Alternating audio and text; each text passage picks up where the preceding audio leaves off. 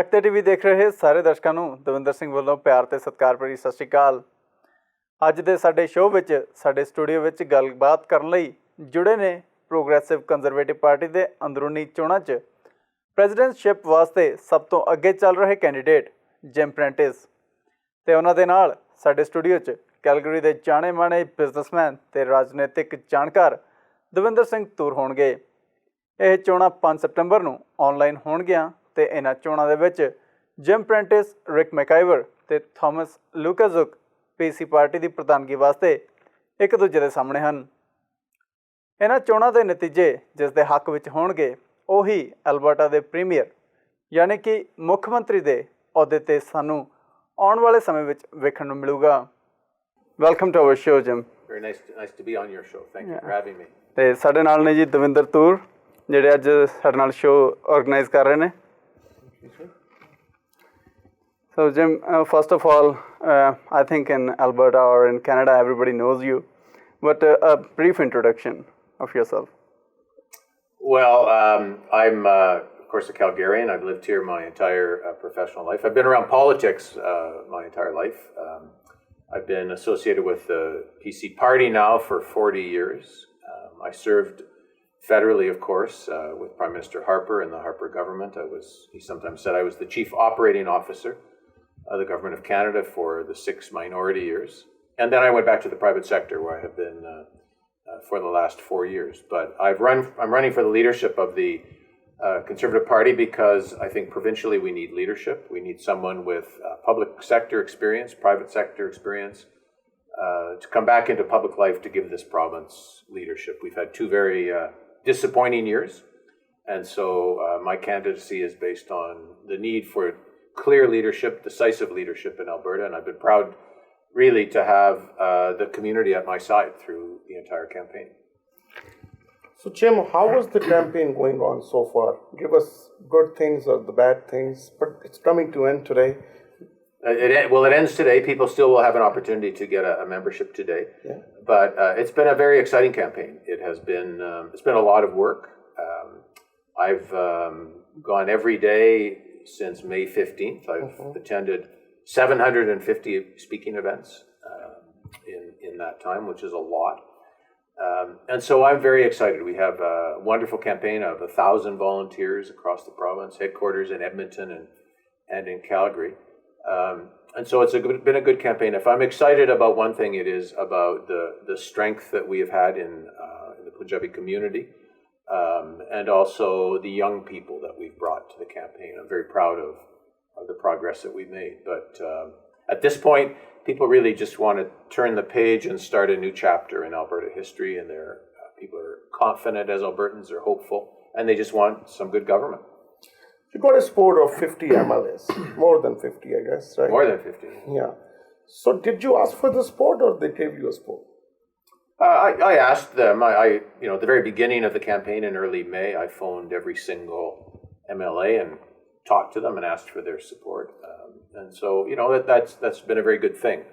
I think the strength is that I have so many people supporting me that, it means we have a strong campaign, and I don't owe anything to anybody. So you're ready to work as the outsider within the same caucus, though? Oh, absolutely. I mean, I come from the outside. I'm not. I've never sat at the Alberta caucus table or the Alberta cabinet table. I've been a private sector, private citizen. I've been paying my taxes the same way you have, and the same way all of your listeners have. And I come from the outside, and everything I talk about is from outside government. It actually makes people in the government uncomfortable when I talk about my vision of Alberta. So let's talk about that. You are just a front runner since the beginning of the campaign. Right. Every media and every community counts you as a front runner, right? That's what they say, yeah. So did you feel the pressure? Oh, front runner campaigns are very difficult. Yeah. No one should be under any illusions. A front runner campaign is a very challenging campaign. There's no room for error, and you have to execute very well. But I've stayed focused on our campaign, and people ask me about some of the negative things that have been said over the course of a leadership race, and I say, I never talk about the other guys. I don't have anything against them, but I'm not running against them. running because of what I believe in. And so, I spoke 750 times in this province. I'll bet you I didn't speak of the other candidates 5 times. And I just talk about my vision of Alberta and what, where I would take the province.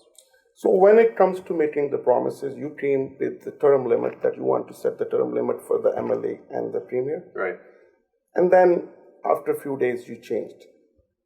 Yeah, well, actually, that's not correct. I've never changed my views on that. I continue to stand by So the where same do you stand on this now? Well, my view is that I believe in term limits, and I've made it very clear. Consider this an operative philosophy. Like, if people want to get lost in the constitutional arguments, that's fine, they can. My view of government is that you want new people, new ideas, fresh ideas. You want people from all different communities in our community being part of the political process. And you don't get that if people come in and they take it as a job and they never leave. And so I believe in public service, where people come into public service, do a tour of duty, and then go back to their real job. But how are you going to implement? People are saying it's unconstitutional. You might set as if your party policy that MLAs from your parties are set to certain time limits. Are you going to make a constitutional changes, or are you talking If we about? need to, we will. But you will see change immediately. I said, right from the beginning, this could be done constitutionally. It could be done also by way of party policy, and it for sure should be done as a philosophy of government. I mean, we want new people, new ideas. So let's talk about your policies. First is education. Right. You promised that you will build 50 more schools, 50 or more, I guess, right? And there was a promise made about 2.5 years ago to build another 50 schools and renovating 70 schools. Right. So after 2.5 years, even single school hasn't been built. Yeah, that's not. There are many schools that are about to open from the first. But they are not, okay. So the former government committed to build 50 schools and modernize 70. Mm-hmm. I stand by that commitment. Those schools need to be built. The point I've made is that doesn't solve the problem. Okay. Because there's been so much underinvestment for so many years. We actually need about 40 schools on top of that. So we actually need close to 100 new schools across Alberta today. And this is just a consequence of population growth. And so I've said we'll build these schools. We'll build them as quickly as possible. There are quite a number that are scheduled to open this fall, September, October, which have been under construction. It's not 50 for sure, but it's a significant number. And then it comes to health policy. Yes, yeah. You want to decentralize the system. Right. Your opponents and the people who are opposing your policies are saying that basically changing the policies, centralizing and then decentralizing will cost a lot of money. Why do you want to decentralize it? Well, firstly, healthcare is all about the frontline workers. It's about the nurses and the doctors and the frontline caregivers. They're the ones that at the end of the day provide good service to all of us. What's happened is the system has become too centralized. There's become too much bureaucracy. There become, above those healthcare workers, there's become multiple layers of bureaucracy. And I've not met a single healthcare worker, frontline worker, who disagrees with that. They're all finding out that they're being suffocated by too much bureaucracy. And so how are we going to change that? This is the question. How do you change that? This is a very big operation. This is the biggest employer in Alberta now. It's the 6th largest deliverer of healthcare services on the planet. Big. And so how do you change it? Well, you can only change it from the top. The people at the top are going to have to drive change and take out layers of middle management. And so, this is all about making the system more efficient, but it's going to take some governance changes. And along the way, we need to make sure that Albertans' voices are being heard about the quality of care and whether they are happy or not. When it comes to the city issues, I think the relationship with the province and the city, like major cities, Calgary and Edmonton, they were not good. Even at one point, we had a minister from the municipal affairs were not even talking to the mayor at that time. All right. So relationship was not good. And yesterday, Mayor Nancy came out and basically he said all three of you didn't say anything about the policies which will help the major cities. And my question to you, will you help the city charter? They are asking for it. They want to have a... Well, sure, I'll negotiate the city charter, but if people are asking for new taxes, I do not support new taxes. Did they ask for it? Well, that's been the issue at the heart of the city charter discussion, is whether the provincial government is going to transfer taxing authority to the cities. And so that's been a significant issue. It's an issue that has to be discussed, but I've been very clear throughout what I've heard from Albertans, and nobody has spent more time with Albertans this summer than me, traveling the entire province. I don't hear anyone advocating they want more taxes. But you will negotiate the charter. The charter will have to be negotiated, and it's really about a spirit of cooperation. I have all the respect in the world for the Mayor of Calgary, the Mayor of Edmonton. They need to see a better partnership with the province, because Edmonton and Calgary are becoming two of North America's greatest cities. There has to be a partnership with the province, otherwise you can't build regional water systems and sewer systems and transportation networks and LRTs, all of which I support. And so we'll work through the details. This question just come in mind that, there was a problem when Edmonton was asking for a new arena and some parties were supporting it, some were not. Now, Calgary Flames are asking for a new arena too. So in future, if they'll ask you, will you support that? No. If they need a new arena, they should build one. They should build one. It's a private business. So I don't support public funding for arenas. Okay, now let's come back to your race. There was a lot of mudsliding, backstabbing, and you think it will stop after the leadership race, or it will still carry on? Oh, it'll stop. It will. Trust me. If I'm the leader, it will stop. But let's be clear. I've been focused on my campaign. I've been focused on what I believe in. As I said earlier, I'm not running against the other guys. I don't even talk about airplane flights they took or cell phone bills. I wasn't there. I can't speak to that. I don't know what happened. I was doing the same thing you're doing, which is minding my own business in the private sector. And so I don't get into that. They can explain themselves. What I'm standing for are the things I've campaigned on: fiscal responsibility, ethics in government, access to global markets, making sure that we can hold our head up on the environment, and getting our public health care, public education, and senior citizen care back to the level it should be. But you took stand once when education minister at this time, the cabinet minister made a decision, and you took a decision that he won't be a part of cabinet if you become a leader. Now, the finance minister is in trouble. Opposition even is asking for his resignation, and the same questions about the travel expenses he's going to face. So you're going to decide it. So you made decision at that time. Are you going to make decision this time too? Well, I never made a decision about the Minister of Education. I simply said, that I hoped he would get to work things out with the ATA. I believe he's been doing that. I'm not part of that. I don't know. But Jeff Johnson's a very able minister and will be a key part of any government that I lead. Let's be clear about that. But I'm not going to get into the appointment of a cabinet today. That would be presumptuous. This is still a leadership race. The vote is on Saturday night. I've told people, though, to expect the following. The cabinet will be smaller. The current cabinet is about 30 people. Think of a cabinet that's more like 20 people. The cabinet will reflect generational change. There will be new, younger people at the table.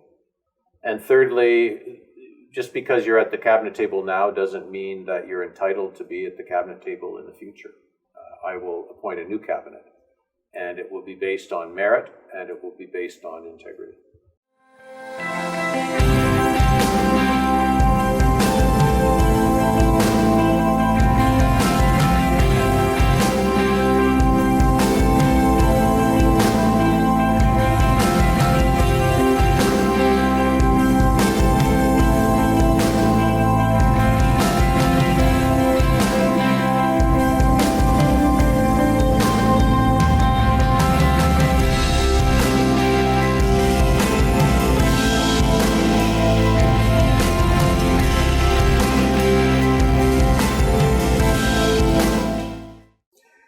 There were questions about entitlement, Right. and the contracts were given out without tenders.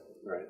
I think you spoke clearly against them. I do. Yeah. But today you were in the news too about one of the contract given out to CIBC, about 225,000 by the Alberta government without tenders.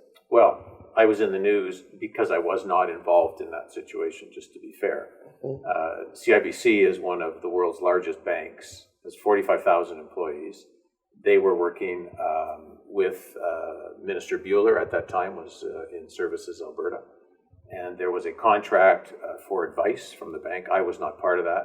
The bank has confirmed I was not part of that, and I've made it, if anyone asks the government of Alberta, they'll tell you I was not part of it. No, I'm not saying that you lobbied it. I'm I asking. had nothing to do with it. Let's be clear about this. It was not tendered. Will you stop that practice? Well, I've made it very clear there will be no untendered contracts. So I can't speak to the contract you're talking about because I wasn't involved. I don't know what the arrangements were between the government and the bank. I was not part of it. One question here, this is a question of every community, but Punjabi community is migrated in a major basis. So is there anything for the temporary workers here? Because I got a news from Alberta oil sands.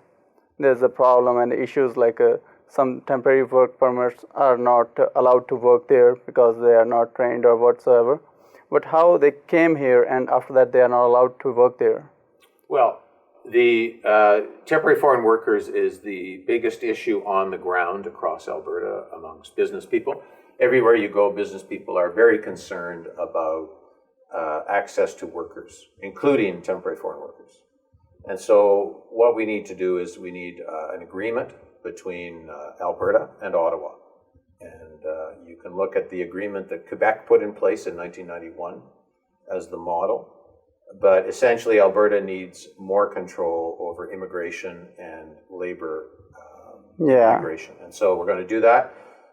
An early job will be for the Premier to sit down with the Prime Minister and negotiate towards a new agreement. It will deal with immigration nominees. It will have to deal with some creative policies to try to bring people from elsewhere in Canada who are unemployed or underemployed. And it will also deal with temporary foreign workers. Because I think the Alberta needs more than any other place or province. The more workers or laborers we need in Alberta. Well, this is the problem. Here's Alberta. We have 100% of the jobs that are being created in Canada are in Alberta, but we only have 2% of the immigration nominees. So where are the other 98% going? I think there's no jobs in Manitoba. So these are very good questions, and so that's why we need an agreement, because Alberta should have its proportionate share at a minimum, which would be 12% of nominees. And so 2%, 100% of the jobs, 2% of the immigration, it doesn't compute. Yeah, we need something to be settled here also. And what about immigration? Because C24 is in highlights today also that it's going to be very much against the immigrants. Right. Well, I mean, these are issues that the federal government, of course, needs to speak to. It's not a provincial piece of legislation. Do you think it's right or wrong? Anything? I think the federal government needs to speak to that. I mean, this is a federal bill. It is not a provincial bill. Yeah. And, clearly, there's a lot of work that needs to be done in the immigration system, but those are questions that minister is going to have to address. So, Jim, you will be Premier on 6th, Wednesday, or 20th, 21st, right? So, let's say if you win the first round. I love your optimism. So, after, let's say if it goes to second ballot, then you need to work with some other candidates or with Albertans again. I think the voting membership will be open again. Right. Well, my question to you is that after the race, how you will work with your opponents? Will they be a part of your cabinet? Or if you don't win, what will be your future in the Alberta politics? Oh, well, I've been very clear about this, in terms of, I'm not going to appoint cabinets at this point. I'm not, I have the utmost of respect for the media, but I'm not going to appoint a cabinet at this point. The decisions on a cabinet will be made once the leadership race is over. And, we'll see if that happens this Friday or the following Friday, and we'll see if I'm the Premier. And at that time, I'll turn my attention to cabinets, but not until then. But one of your opponent offered you a cabinet position. Will you accept that? I've been very clear that I'm running to be the leader of the Progressive Conservative Party. I'm putting forward a vision of the province. That is my vision of the province, and we'll allow Albertans to make their decision on that. And that involves me being the Premier, and so that's going to happen this Saturday. And then, after you become a Premier, you need to run for by-election, I guess. Yes. Because the next session is coming soon in Yes. October, right? Yeah. So will you call by-election before that, or you will wait and sit in the gallery? No, the Premier has to be in the Legislative Assembly, and so there will be a by-election. There will be a by-election Yes. as soon as possible, or before the session? There will be a by-election as soon as possible. Are you running from Calgary? There will be a by-election as soon as is possible. And Thank you very much. so Jim, here's a very important question. How people can participate in this election? Well, it is very important that people get a membership. Today, Wednesday at midnight tonight, the memberships close. You can get a membership until midnight by going to www.jimprentice.ca. That's the most effective way to dial in, get a membership immediately. If you don't have a membership by midnight tonight, you will not be able to vote on the weekend. Assuming you have a membership, you will receive a pin, a registration pin from the party, and you'll be able to go in on your computer or on your cell phone, your iPad, and actually vote on the weekend. And the voting starts at 6 a.m. on Friday morning and goes until 6 p.m. on Saturday evening. So it's never been easier to vote. There's a 36-hour window where every single person who has a membership in the Conservative Party, Progressive Conservative Party, will be able to vote. So get your membership, and I've been moved by the support that I've had from the community, and so, but please get a membership and go to www.jimprentice.ca. Well, we thank you very much for taking your precious time. I know it's very hard, because today is pretty much last day for you to campaign to people. We thank you very much, and we wish you the luck. Thank you. All the best. Thank you. Shall we see you as a Premier? Thank you. Thank you very much. ਅੱਜ ਹੋਈ ਸਾਡੀ ਗੱਲਬਾਤ ਦੇ ਵਿੱਚ ਮੁੱਖ ਤੌਰ ਤੇ ਜਿਹੜੇ ਮੁੱਦਿਆਂ ਤੇ ਗੱਲ ਹੋਈ, ਉਸ ਵਿੱਚ ਜਿਮ ਨੇ ਦੱਸਿਆ ਕਿ ਉਹਨਾਂ ਨੂੰ 50 MLA ਦਾ ਸਮਰਥਨ ਹਾਸਲ ਹੈ, ਜਿਸ ਤੇ ਉਹਨਾਂ ਕਿਹਾ ਕਿ ਸ਼ੁਰੂਆਤੀ ਦੌਰ ਦੇ ਵਿੱਚ ਉਹਨਾਂ ਐਲਬਰਟਾ ਸੂਬੇ ਦੇ MLA ਯਾਨੀ ਕਿ ਵਿਧਾਇਕਾਂ ਤੋਂ ਸਮਰਥਨ ਦੀ ਮੰਗ ਕੀਤੀ ਸੀ, ਜਿਸ ਦਾ ਉਹਨਾਂ ਨੂੰ ਵੱਡੀ ਗਿਣਤੀ ਵਿੱਚ ਹੁੰਗਾਰਾ ਮਿਲਿਆ। ਗੌਰ ਹੋਵੇ ਕਿ ਐਲਬਰਟਾ ਸੂਬੇ ਦੀ ਅਸੈਂਬਲੀ ਦੇ ਵਿੱਚ 87 MLA ਹਨ ਤੇ ਉਹਨਾਂ ਵਿੱਚੋਂ 50 MLA ਦਾ ਸਮਰਥਨ ਮਿਲਣਾ ਉਹਨਾਂ ਦੀ ਪ੍ਰਭਾਵਸ਼ਾਲੀ ਸ਼ਖਸੀਅਤ ਨੂੰ ਬਖੂਬੀ ਬਿਆਨ ਕਰਦਾ ਹੈ। ਐਜੂਕੇਸ਼ਨ ਯਾਨੀ ਕਿ ਸਿੱਖਿਆ ਦੇ ਮੁੱਦੇ ਤੇ ਜਿਮ ਨੇ ਦੱਸਿਆ ਕਿ ਜੇ ਉਹ ਐਲਬਰਟਾ ਵਿੱਚ PC ਪਾਰਟੀ ਦੇ ਪ੍ਰਧਾਨ ਤੇ ਐਲਬਰਟਾ ਸੂਬੇ ਦੇ ਪ੍ਰੀਮੀਅਰ ਯਾਨੀ ਕਿ ਮੁੱਖ ਮੰਤਰੀ ਬਣਦੇ ਹਨ ਤਾਂ ਉਹ ਐਲਬਰਟਾ ਦੇ ਵਿੱਚ 50 ਨਵੇਂ ਸਕੂਲ ਖੋਲ੍ਹਣ ਵਾਸਤੇ ਵਚਨਬੱਧ ਹਨ ਤੇ ਇਸ ਤੇ ਜਲਦ ਤੋਂ ਜਲਦ ਕੰਮ ਕੀਤਾ ਜਾਵੇਗਾ। ਸਿੱਖਿਆ ਤੋਂ ਬਾਅਦ ਸਿਹਤ ਵਿਭਾਗ ਬਾਰੇ ਗੱਲਬਾਤ 'ਚ ਉਹਨਾਂ ਸਾਫ਼ ਸ਼ਬਦਾਂ ਵਿੱਚ ਕਿਹਾ ਕਿ ਸਿਹਤ ਵਿਭਾਗ ਦੇ ਵਿੱਚ ਵੱਡੇ ਪੱਧਰ 'ਤੇ ਫੇਰ-ਬਦਲ ਤੇ ਬੁਨਿਆਦੀ ਢਾਂਚੇ 'ਤੇ ਧਿਆਨ ਦੇਣ ਦੀ ਲੋੜ ਹੈ। ਡਾਕਟਰਾਂ ਨਰਸਾਂ ਤੋਂ ਸਿੱਧਾ ਸਰਕਾਰ ਨੂੰ ਸਹੀ ਜਾਣਕਾਰੀ ਮਿਲੇ, ਇਸ ਵਾਸਤੇ ਵਿੱਚੋਂ ਵਿਚੋਲਿਆਂ ਵੱਡੀ ਕੰਪਨੀਆਂ ਤੇ ਰਸੂਖਦਾਰ ਲੋਕਾਂ ਨੂੰ ਹਟਾਉਣ ਦੀ ਲੋੜ ਹੈ। ਟੈਂਪਰੇਰੀ ਫੋਰਨ ਵਰਕਰਸ ਦੇ ਉਲਝੇ ਹੋਏ ਮਾਮਲੇ ਬਾਰੇ ਪੁੱਛਣ 'ਤੇ ਉਹਨਾਂ ਕਿਹਾ ਕਿ ਅਲਬਰਟਾ ਦੇ ਵਿੱਚ 100% ਕੰਮ ਮਿਲਦਾ ਹੈ, ਪਰ ਫੈਡਰਲ ਯਾਨੀ ਕਿ ਸੈਂਟਰ ਦੀ ਸਰਕਾਰ ਵੱਲੋਂ ਅਲਬਰਟਾ ਨੂੰ ਸਿਰਫ 2% PNP ਦੀ ਖੁੱਲ੍ਹ ਦਿੱਤੀ ਗਈ ਹੈ ਤੇ ਜਿਮ ਦੇ ਅਨੁਸਾਰ ਇਸ ਨੂੰ ਘੱਟੋ ਘੱਟ 12% ਤੱਕ ਲੈ ਕੇ ਜਾਣ ਦੀ ਲੋੜ ਹੈ। ਅਲਬਰਟਾ 'ਚ ਕੰਮ ਦੇ ਅਥਾਹ ਮੌਕੇ ਹਨ ਅਤੇ ਉਹਨਾਂ ਕਰਕੇ ਉਹਨਾਂ ਟੈਂਪਰੇਰੀ ਫੋਰਨ ਵਰਕਰ ਪ੍ਰੋਗਰਾਮ ਨੂੰ ਖੁੱਲ੍ਹ ਦੇਣ 'ਤੇ ਜ਼ੋਰ ਦਿੱਤਾ ਹੈ, ਪਰ ਇੱਥੇ ਹੀ ਇਮੀਗ੍ਰੇਸ਼ਨ ਤੇ C-24 ਬਿੱਲ ਨੂੰ ਸੈਂਟਰ ਦਾ ਮੁੱਦਾ ਦੱਸ ਕੇ ਇਸ 'ਤੇ ਟਿੱਪਣੀ ਕਰਨ ਤੋਂ ਜਿਮ ਨੇ ਮਨਾ ਕਰ ਦਿੱਤਾ। ਇਸ ਦੇ ਨਾਲ ਹੀ ਸੂਬੇ ਦੇ ਵਿੱਚ ਟੈਕਸ ਵਧਾਉਣ ਜਾਂ ਲਾਗੂ ਕਰਨ ਦੀ ਗੱਲ 'ਤੇ ਉਹਨਾਂ ਕਿਹਾ ਕਿ ਅਸੈਂਬਲੀ ਦੇ ਵਿੱਚ ਇਹ ਮੁੱਦਾ ਗਰਮ ਹੈ, ਪਰ ਕਿਸੇ ਵੀ ਤਰ੍ਹਾਂ ਦੇ ਨਵੇਂ ਟੈਕਸ ਲਾਗੂ ਕਰਨ ਜਾਂ ਵਧਾਉਣ ਦੇ ਉਹ ਹੱਕ ਵਿੱਚ ਨਹੀਂ ਹਨ। 3 ਸਤੰਬਰ ਰਾਤ 12 ਵਜੇ ਤੱਕ ਤੁਸੀਂ ਪੀਸੀ ਯਾਨੀ ਕਿ ਪ੍ਰੋਗਰੈਸਿਵ ਕੰਜ਼ਰਵੇਟਿਵ ਪਾਰਟੀ ਦੀ ਮੈਂਬਰਸ਼ਿਪ ਵਾਸਤੇ ਅਪਲਾਈ ਕਰਕੇ ਵੋਟ ਪਾ ਸਕਦੇ ਹੋ। ਪੀਸੀ ਪਾਰਟੀ ਦੀ ਮੈਂਬਰਸ਼ਿਪ ਦੀ ਹੋਰ ਜਾਣਕਾਰੀ ਲੈਣ ਵਾਸਤੇ ਤੁਸੀਂ www.jimprentice.ca ਤੇ ਲੌਗਇਨ ਕਰ ਸਕਦੇ ਹੋ ਜਾਂ ਫਿਰ 403 617 3404 403 617 3404 ਨੰਬਰ 'ਤੇ ਕਾਲ ਵੀ ਕਰ ਸਕਦੇ ਹੋ। ਕੱਲ੍ਹ ਅਸੀਂ ਇੱਕ ਸਪੈਸ਼ਲ ਇੰਟਰਵਿਊ ਰਿਕ ਮੈਕਾਈਵਰ ਦਾ ਨਾਲ ਲੈ ਕੇ ਆਵਾਂਗੇ। ਦੇਖਣਾ ਨਾ ਭੁੱਲਿਓ ਸਾਡਾ ਸ਼ੋਅ 1 ਆਵਰ। ਤੁਸੀਂ ਸਾਨੂੰ ਕੰਟੈਕਟ ਕਰ ਸਕਦੇ ਹੋ ਈਮੇਲ ਦੇ ਰਾਹੀਂ। ਇਸ ਤੋਂ ਇਲਾਵਾ ਸਾਡੇ ਨਾਲ ਜੁੜਨ ਲਈ ਤੁਸੀਂ ਸਾਨੂੰ ਫੇਸਬੁੱਕ 'ਤੇ ਫੋਲੋ ਵੀ ਕਰ ਸਕਦੇ ਹੋ ਅਤੇ YouTube 'ਤੇ ਸਾਡਾ ਚੈਨਲ ਸਬਸਕ੍ਰਾਈਬ ਵੀ ਕਰ ਸਕਦੇ ਹੋ। ਇਸ ਦੇ ਨਾਲ ਹੀ ਲੈਂਦੇ ਹਾਂ ਤੁਹਾਡੇ ਤੋਂ ਇਜਾਜ਼ਤ। ਤਦ ਤੱਕ ਲਈ ਧੰਨਵਾਦ।